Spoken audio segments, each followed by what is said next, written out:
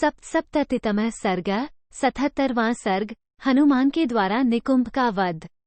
सुग्रीव के द्वारा अपने भाई कुंभ को मारा गया देख निकुंभ ने वानर राज की ओर इस प्रकार देखा, मानो उन्हें अपने क्रोध से दग्ध कर देगा। 1। उस धीर वीर ने महेंद्र पर्वत के शिखर जैसा एक सुंदर एवं विशाल परिघ हाथ में लिया, जो फूलों की लड़ियों से अलंकृत था और जिसमें 5 अंगुल के चौड़े लोहे के पत्र जड़े गए थे। 2। उस परिघ में सोने के पत्र भी जड़े थे और उसे हीरे तथा मूंगों से भी विभूषित किया गया था। वह परिघ यमदंड के समान भयंकर तथा राक्षसों के भय का नाश करने वाला था। 3। उस इंद्रध्वज के समान तेजस्वी परिघ को घुमाता हुआ वह महातेजस्वी भयानक पराक्रमी राक्षस निकुंभ मुंह फैलाकर जोर जोर से गर्जना करने लगा। 4। उसके वक्ष स्थल में सोने का पदक था, भुजाओं में बाजूबंद शोभा देते थे, कानों में विचित्र कुंडल झलमल रहे थे और गले में विचित्र माला जगमगा रही थी।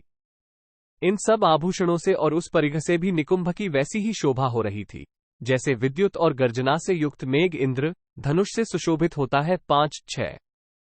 उस महाकाय राक्षस के परिघ के अग्रभाग से टकराकर प्रवह, आवह आदि 7 महावायुओं की संधि टूट फूट गई तथा वह भारी गड़गड़ाहट के साथ धूम्रहित अग्नि की भांति प्रज्वलित हो उठा। 7। निकुंभ के परिघ घुमाने से विटपावती नगरी, अलकापुरी, गंधर्वों के उत्तम भवन, तारे, नक्षत्र, चंद्रमा तथा बड़े बड़े ग्रहों के साथ समस्त आकाशमंडल घूमता सा प्रतीत होता था। 8। परिघ और आभूषण ही जिसकी प्रभा थे, क्रोध ही जिसके लिए ईंधन का काम कर रहा था, वह निकुंभ नामक अग्नि प्रलयकाल की आग के समान उठी और अत्यंत दुर्जय हो गई। 9। उस समय राक्षस और वानर भय के मारे हिल डुल भी न सके। केवल महाबली हनुमान अपनी छाती खोलकर उस राक्षस के सामने खड़े हो गए। 10। निकुंभ की भुजाएं परिघ के समान थीं। उस महाबली राक्षस ने उस सूर्यतुल्य तेजस्वी परिघ को बलवान वीर हनुमान जी की छाती पर दे मारा। 11। हनुमान जी की छाती बड़ी सुदृढ़ और विशाल थी। उससे टकराते ही उस परिघ के सहसा सैकड़ों टुकड़े होकर बिखर गए, मानो आकाश में 100 उल्काएं एक साथ गिरी हों। 12। महाकपि हनुमान जी परिघ से आहत होने पर भी उस प्रहार से विचलित नहीं हुए, जैसे भूकंप होने पर भी पर्वत नहीं गिरता है। 13। अत्यंत महान बलशाली वानशिरोमणि हनुमान जी ने इस प्रकार परिघ की मार खाकर बलपूर्वक अपनी मुट्ठी बांधी। 14। वे महान तेजस्वी, पराक्रमी, वेगवान और वायु के समान बल विक्रम से संपन्न थे। उन्होंने मुक्का तानकर बड़े वेग से निकुंभ की छाती पर मारा। 15। उस मुक्के की चोट से वहां उसका कवच फट गया और छाती से रक्त बहने लगा, मानो मेघ में बिजली चमक उठी हो। 16। उस प्रहार से निकुंभ विचलित हो उठा, फिर थोड़ी ही देर में संभलकर उसने महाबली हनुमान जी को पकड़ लिया। 17। उस समय युद्धस्थल में निकुंभ के द्वारा महाबली हनुमान जी का अपहरण होता देख लंका निवासी राक्षस भयानक स्वर में विजय सूचक गर्जना करने लगे।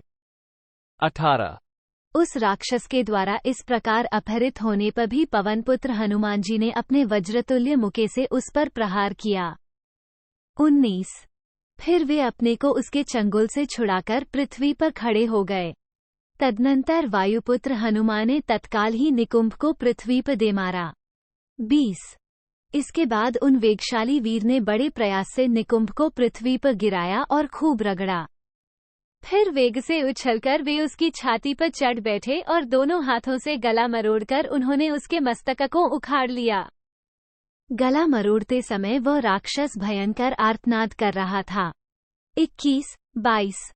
रणभूमि में वायुपुत्र हनुमान जी के द्वारा गर्जना करने वाले निकुंभ के मारे जाने पर एक दूसरे पर अत्यंत कुपित हुए श्रीराम और मकराक्ष में बड़ा भयंकर युद्ध हुआ। 23। निकुंभ के प्राण त्याग करने पर सभी वानर बड़े हर्ष के साथ गर्जने लगे। संपूर्ण दिशाएं कोलाहल से भर गईं। पृथ्वी चलती सी जान पड़ी, आकाश मानो फट पड़ा हो ऐसा प्रतीत होने लगा तथा राक्षसों की सेना में भय समा गया। 24। इत्यार्षे श्रीमद् रामायणे वाल्मीकि आदिकाव्ये युद्धकांडे सप्तसप्ततितमः सर्गः 77। इस प्रकार श्री वाल्मीकि निर्मित आर्ष रामायण आदिकाव्य के युद्धकांड में 77वां सर्ग पूरा हुआ। 77।